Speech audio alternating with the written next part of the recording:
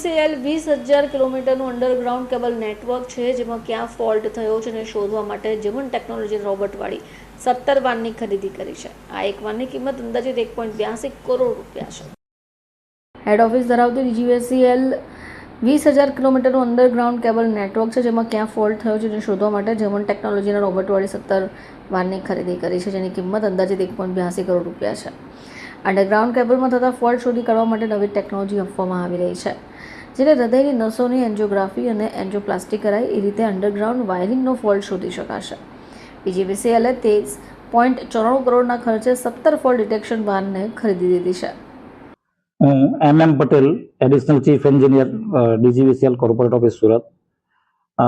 અત્યારે આપણું cable underground કેબલના કામ DGVCLના દરેક વિસ્તારમાં ખૂબ જ મોટા પાયે થઈ રહેલા છે, એટલે કેબલ ફોલ્ટને લોકેટ કરવા માટેનું એક આયોજન કરવું જરૂરી છે.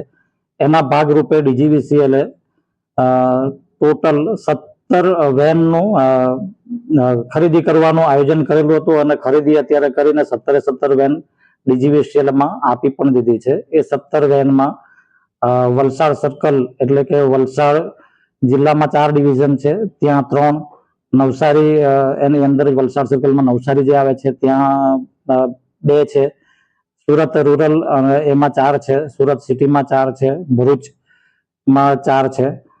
એ રીતે દક્ષિણ ગુજરાત વીજ કંપનીના દરેક વિસ્તારમાં આપી છે. 22 ડિવિઝનમાંથી 17 ડિવિઝનને આપી છે કે જ્યાં અંડરગ્રાઉન્ડ નેટવર્ક વધારે છે અને બાકીના આજુબાજુના ડિવિઝનમાં કમ્બાઈન કરેલું છે.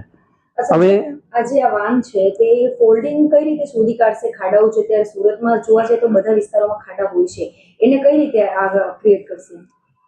આ જે વેન છે એની અંદર એક મેગર કંપનીનું જર્મન ટેકનોલોજીનું ઇન્સ્ટ્રુમેન્ટ જે છે, જે મેઇન કેબલ ફોલ્ટ શોધવાની કામગીરી એના દ્વારા થાય છે અને એની એક્યુરેસી એવી રીતે છે કે તમે એને જે એની શોધવાની આપણે પ્રોસિજર કરીએ તો એ એક્ઝેક્ટ લોકેશન ડિસ્ટન્સ આપણે જ્યાંથી ઉભેલા છે જે વેન મૂકીને ત્યાંથી આટલા લોકેશન પર અને આટલી ઊંડાઈએ અને એ લોકેશન પછી આપણે ખોદીને જોઈએ તો એકચ્યુઅલ ત્યાં ફોલ્ટ નીકળે છે.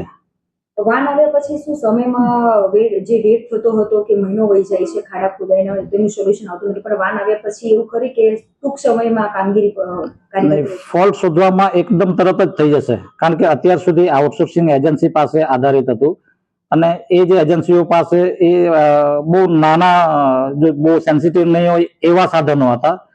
આ તો એકદમ બહુ પ્રિસાઇઝલી મળી જાય એવું છે, એટલે તરત જ લોકેશન ડિટેક્ટ તરત જ થઈ જશે ફોલ્ટનું. અત્યાર સુધી કેટલી વાન ખરીદી લેવામાં આવી છે?